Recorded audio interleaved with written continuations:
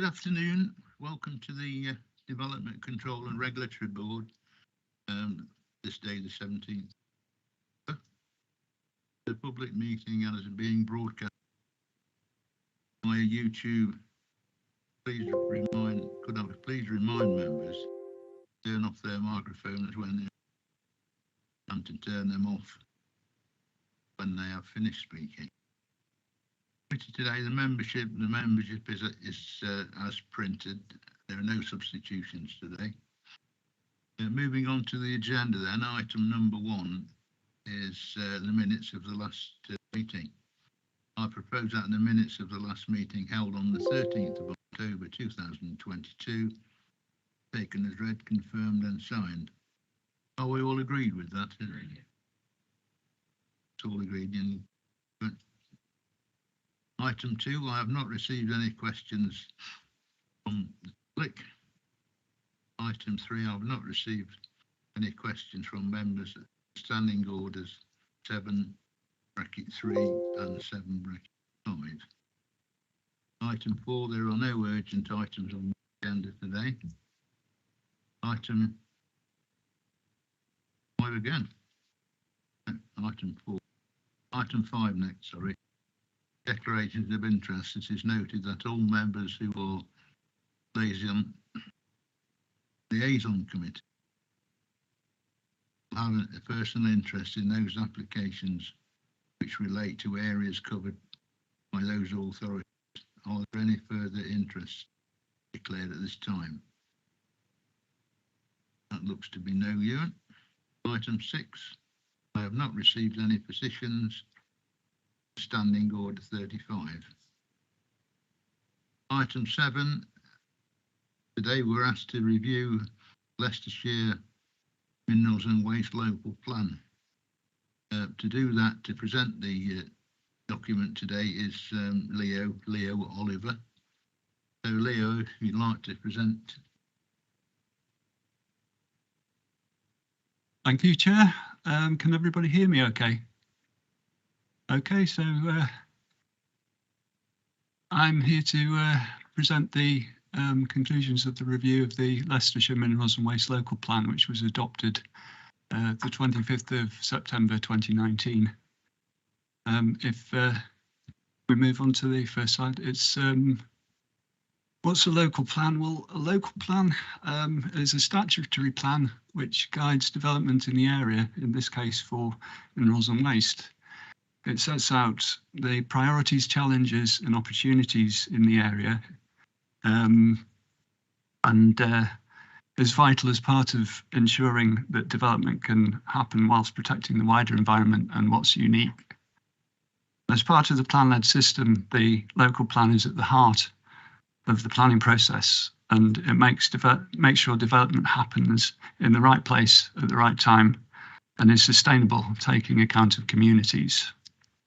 The current Leicestershire Minerals and Waste Local Plan, as I say, was adopted on the 25th of September 2019, and this replaced the remaining saved policies of the Leicestershire Minerals Local Plan and the Leicestershire, Leicester and Rutland Waste Local Plan, and also the more recent Leicestershire Minerals Core Strategy and Development Control Policies DPD, and the Leicestershire and Leicester Waste Core Strategy and Development Control Policies DPD, both of which were adopted in 2009.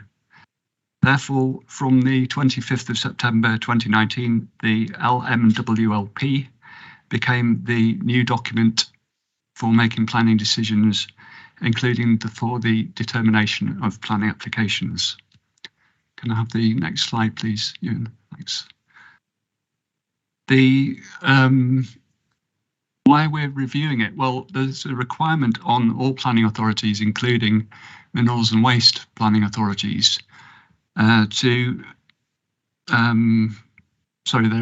required by the National Planning Policy Framework, the NPPF, and the Planning Act 2004 to review the policies in their local plans at least every 5 years and at 5 years from adoption to assess whether they need updating, and also regular monitoring is required. This means that the Leicestershire MWLP needs to be reviewed prior to September 2024.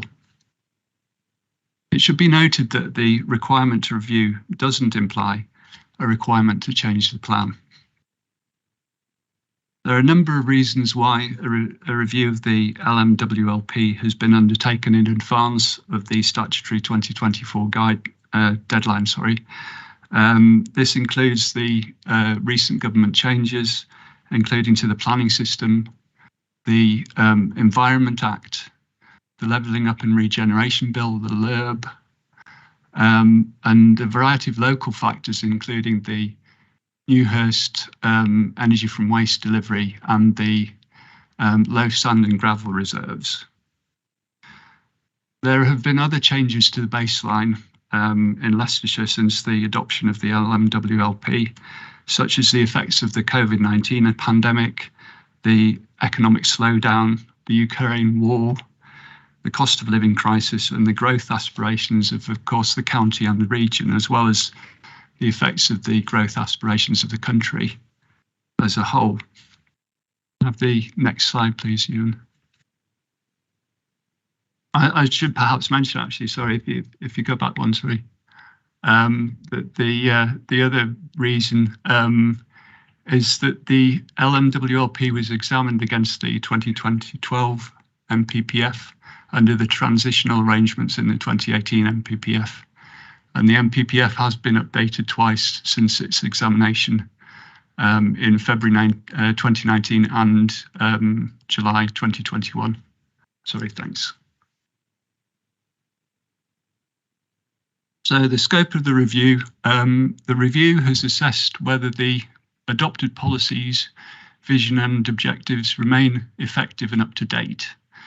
It's considered a variety of factors, including the government changes that I've mentioned to the planning system itself, as well as wider environmental legislation.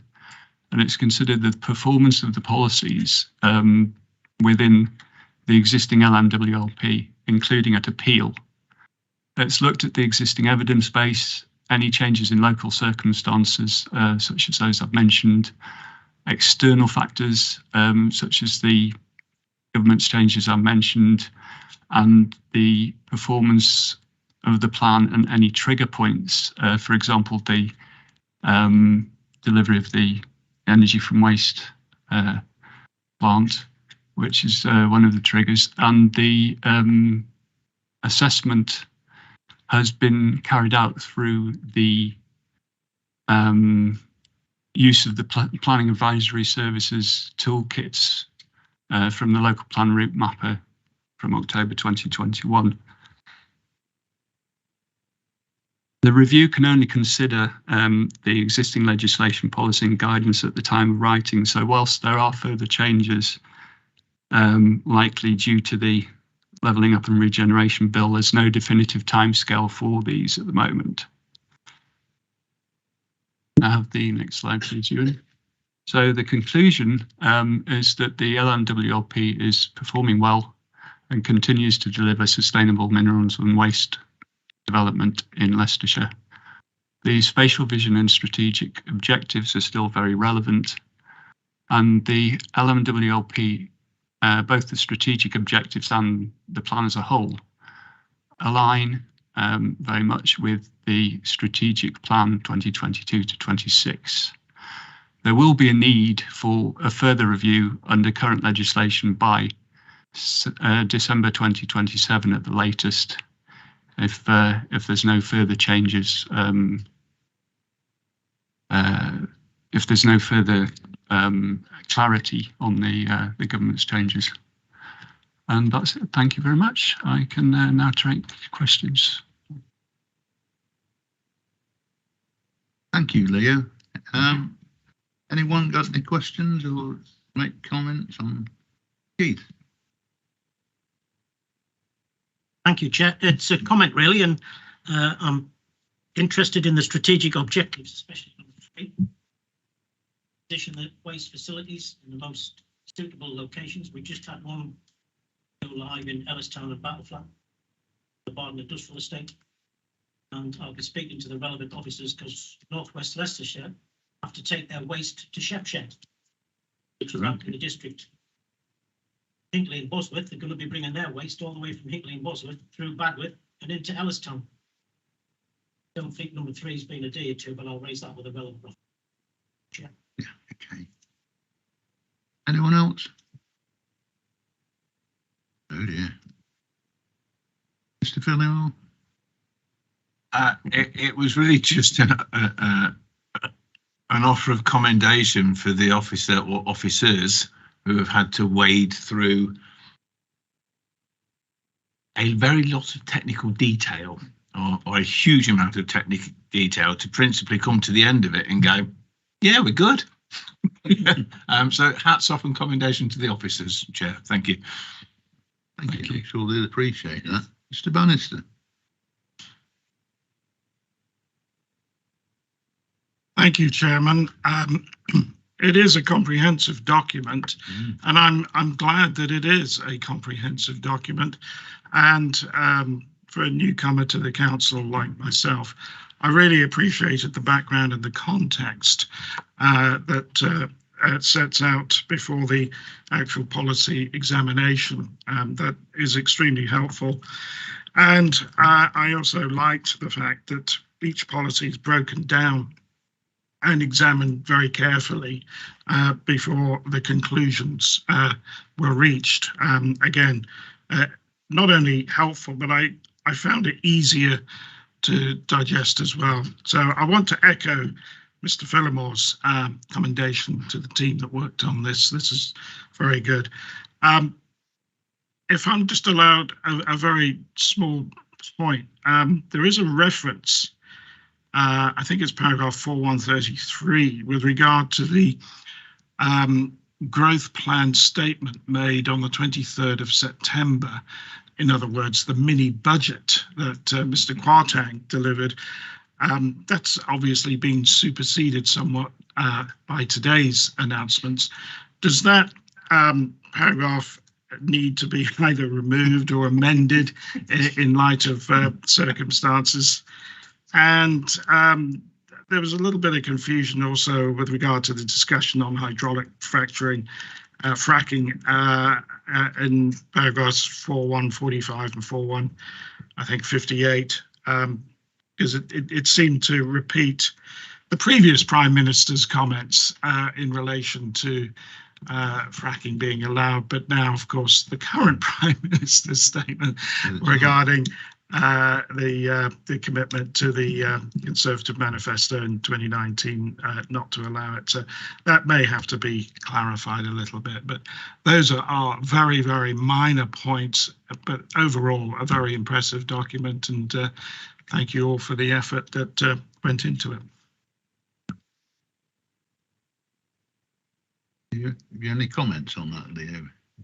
Thank you for those comments, and yes, I can certainly make those changes. I mean, I was aware when I was writing that, obviously, that that is likely to change. I think there is a paragraph later on that clarifies that the original fracking sort of stance of moratorium is back in place, but yes, maybe it can be clarified a bit better. But certainly the mini budget probably needs rewording. Yes. Yeah, thank you, Chairman. If I can just come back on one other point that occurred to me as I was reading, that's in relation to the sand and gravel details, because we have in context fairly low in terms of the land bank balance of the sand and gravel.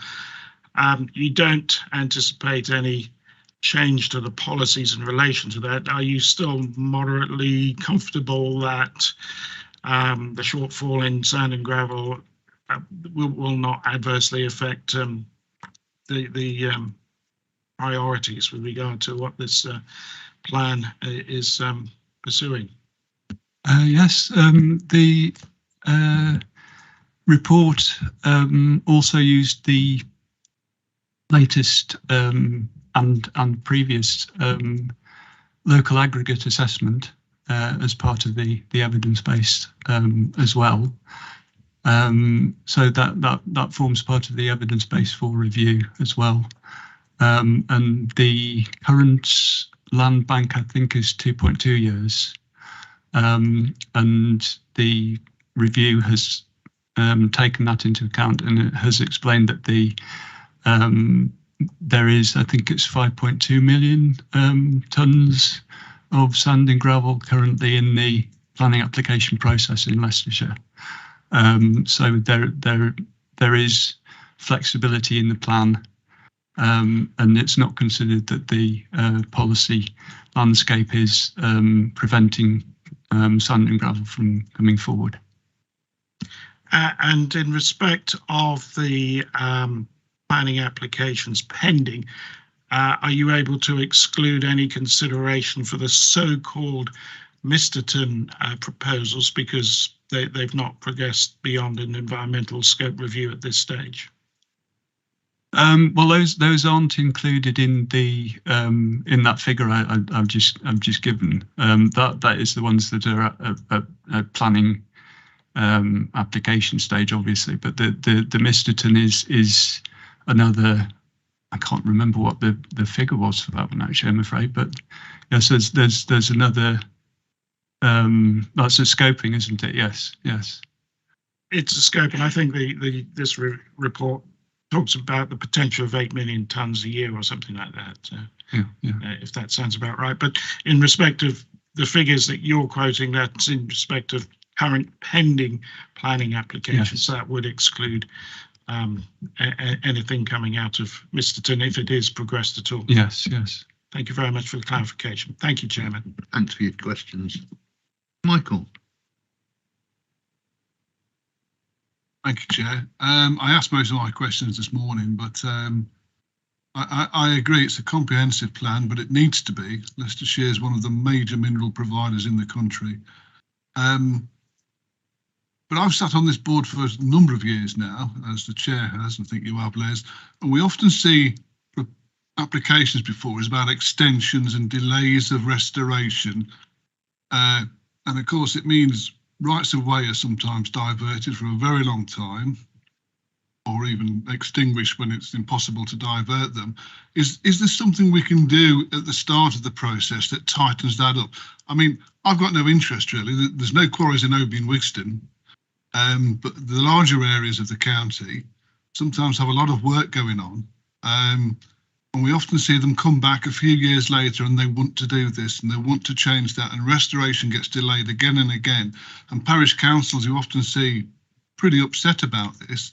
Is there nothing we can do at the start of the process that sort of keeps companies on board? Well, there is provision obviously for including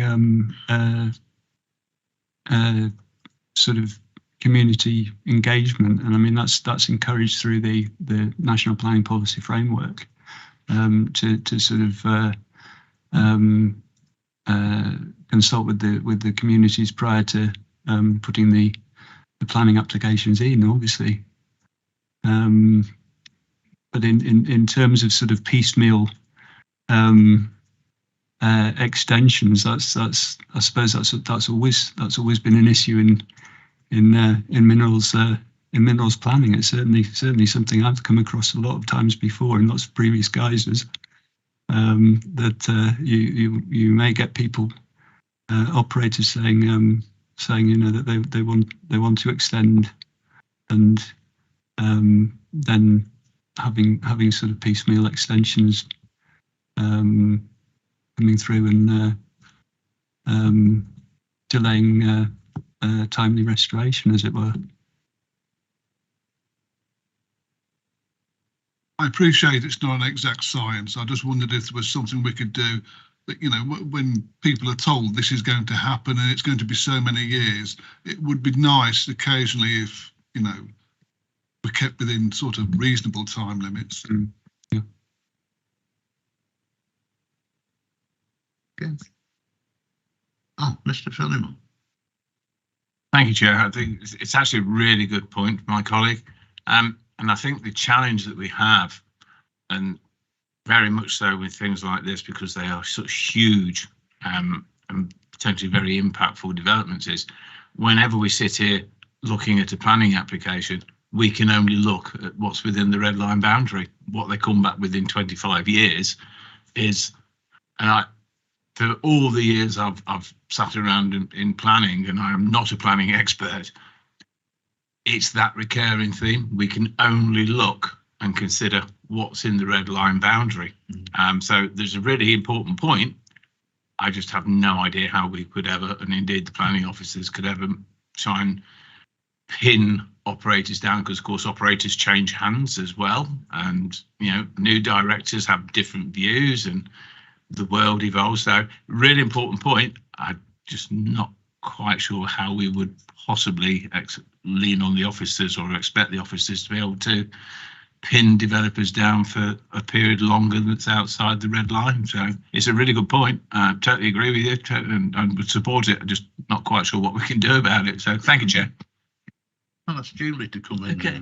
There isn't anything we can do about it at the moment. I mean, when we grant consent, we put in, there's remediation included within the application. There's a date given by which the remediation should take place following cessation of the works.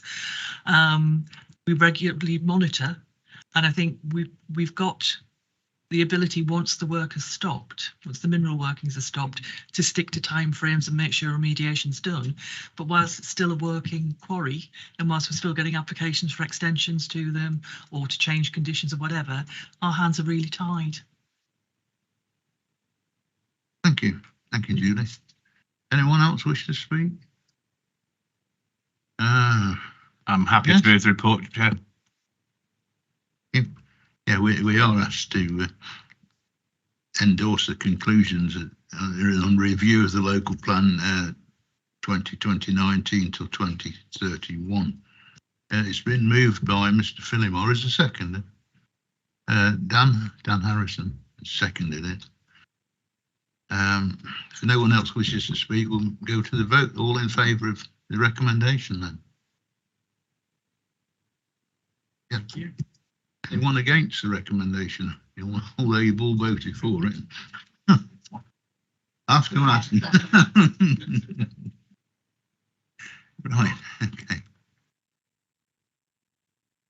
Moving on then to item 8. As I've already said earlier, there are no urgent items to discuss. Item 9 is Chairman's announcement. The only announcement I have is to make a note that the next meeting is on the 8th of December 2022 at 2 o'clock. And with that, I'll close the meeting and thank you all for coming. Thank you.